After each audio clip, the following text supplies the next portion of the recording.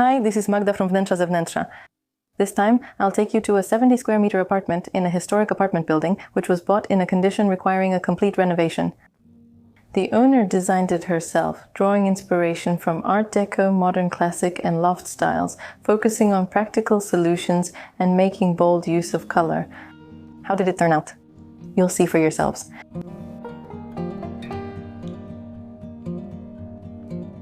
We start as usual at the entrance, and here in the hallway, the light turns on with a motion sensor the moment we walk in. There's a small alcove here that has been built in.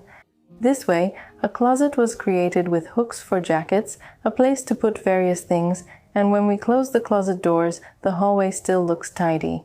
Additionally, pipes near the ceiling in this area are fully hidden by the built-in structure. Old apartments in historic apartment buildings often had very large floor areas and two entrances, one for the staff and the other was the formal entrance for the residents. Here, the side additional entrance is now the main entrance, while the formal entrance has been bricked up because the door was no longer usable. They are still visible from the staircase and look beautiful, but here we don't have access to them. However, in place of this entrance, instead of a hallway, a storage room was made. Behind these doors, we have space for clothes and household items. On this side, there is a door to the office, which we will look into in a moment, and on this wall, there is a large mirror that, of course, visually enlarges the space, but it also serves another function, as it is the closet door. It's a shallow shoe cabinet. Look how fantastic it looks. I'm really impressed. Notice how the walls have been decorated. There's a lot going on, yet everything comes together really well. We have striped wallpaper here, but it doesn't go all the way down to the floor, just to a certain height, so it doesn't dominate the interior. Below, there's molding shaped like English wainscoting. Decorative moldings appear not only in the form of these white ones, but also as smaller gold ones here on the storage unit. And it wasn't easy to find them. They were bought at a funeral home. Originally, they were meant for decorating coffins. And you can't tell? A separate study often comes in handy, even if we don't work from home. It's a great place to develop your passions or simply to relax in private.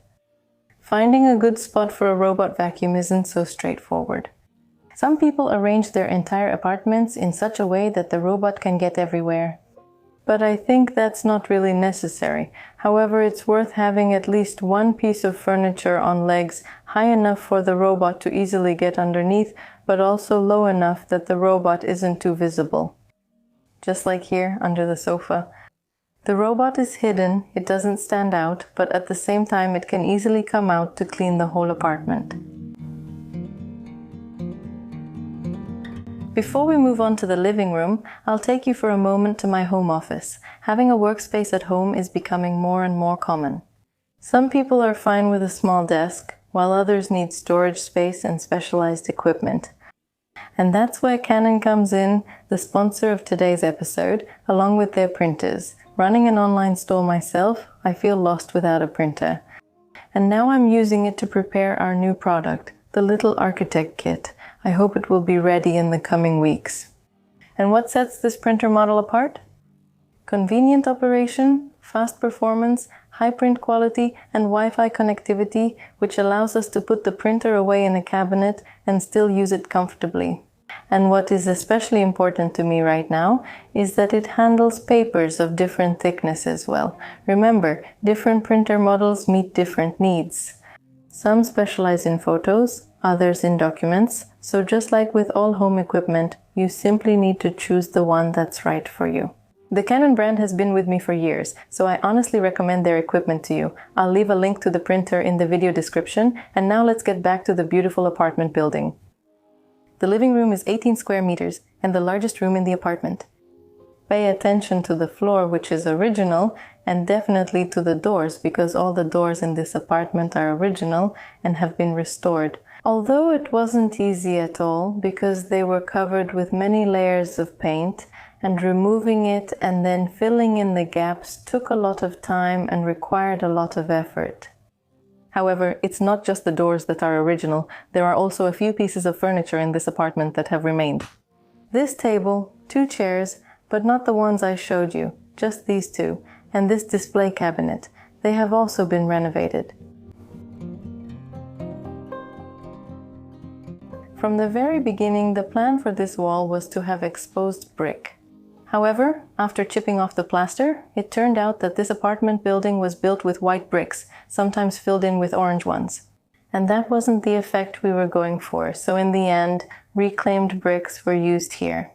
And it has the added benefit that the tenement wasn't insulated, so the walls don't retain heat, but thanks to this extra layer, it's a bit better.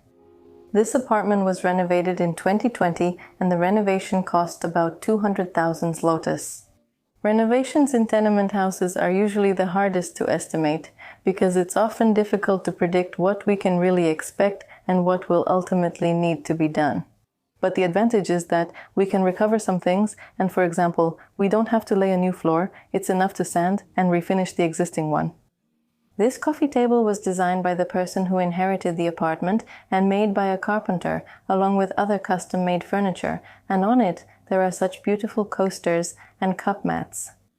Imagine that these are simply fabric samples for ordering furniture. We can use them like this later instead of throwing them away. A window seat is a dream for many people, and we often see it in inspiration photos of American homes, so why not make one here too? Often, our windows are placed higher, and it seems like such a seat wouldn't be comfortable, but that's not the case at all. You can easily sit on it, and often people sit sideways with their legs up, so the height doesn't matter that much.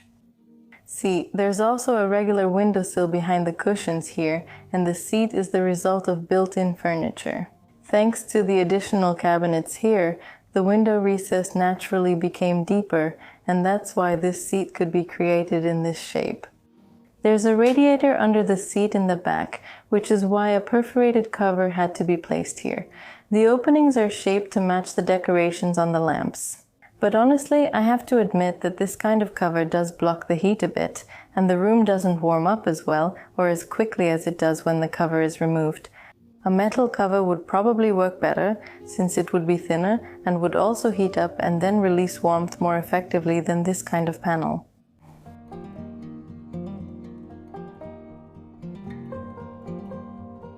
This is an anti-gravity table because it seems like it's defying gravity. Look, the tabletop, this upper part, doesn't have any support because it's actually hanging from this chain, and it doesn't tip over because it's held up by the other chains. Amazing. I can't take it off either upwards or downwards because one of the chains is always holding it. In this spot, there's a built-in unit from the living room side with a bookshelf. Here, this is already the kitchen cabinetry, and inside it, a coffee machine has been hidden in a niche.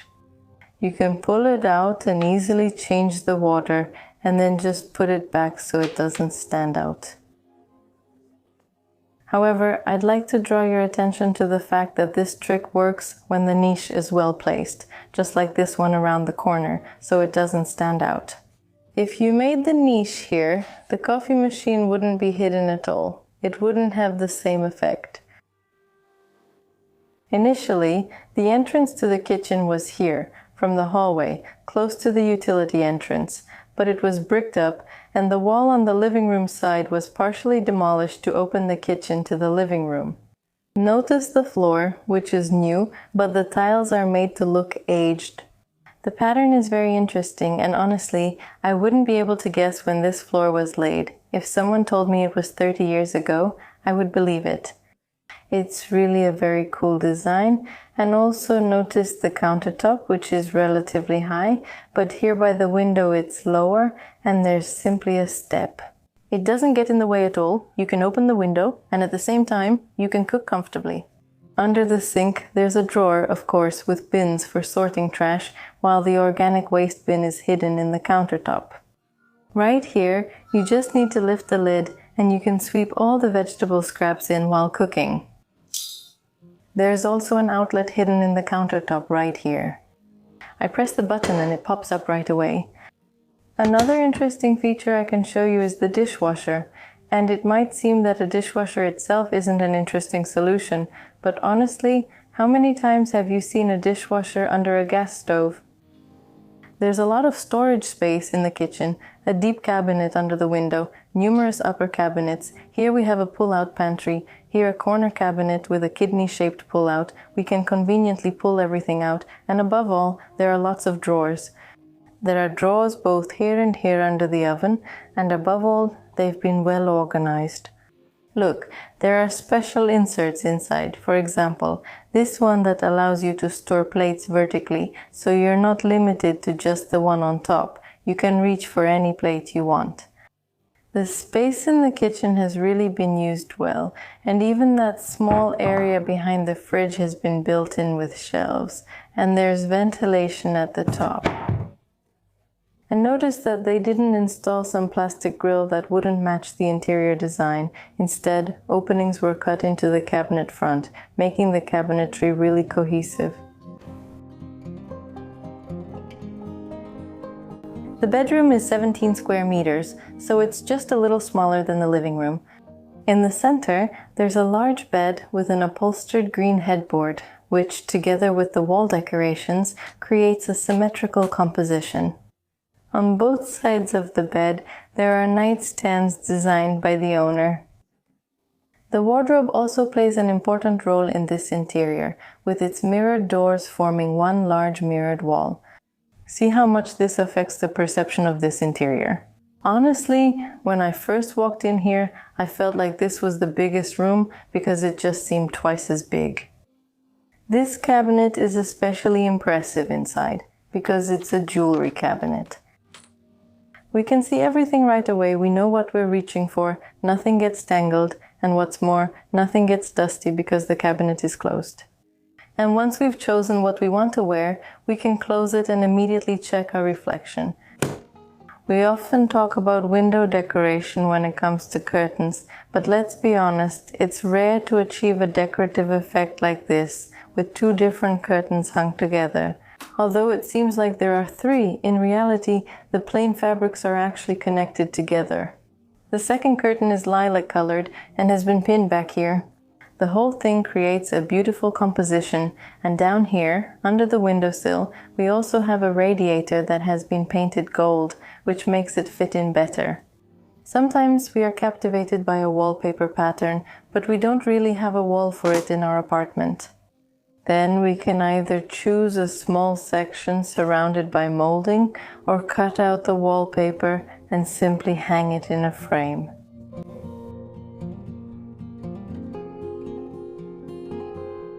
In the bathroom, the bathing area with the bathtub, shower and sink has been separated from the toilet and washing machine, with a loft-style mirrored partition, which not only looks beautiful, but also allows two people to use the bathroom comfortably.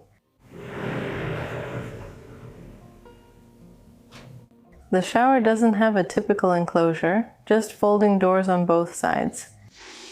We can fold one side and the other. And when we're not using the shower, its enclosure doesn't take up any space.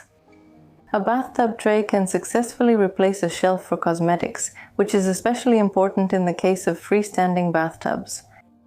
On the other hand, the board will also come in handy during relaxing baths, because we can put a cup of hot tea on it, or place a book, an e-reader. Nie wiem, co lubicie robić w wannie, but I'm sure you'll find plenty of uses for the board.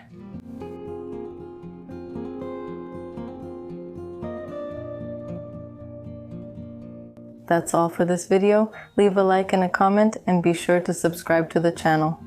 Wnętrza Zewnętrza is a treasure trove of inspiration, so be sure to check out our other videos. See you, bye!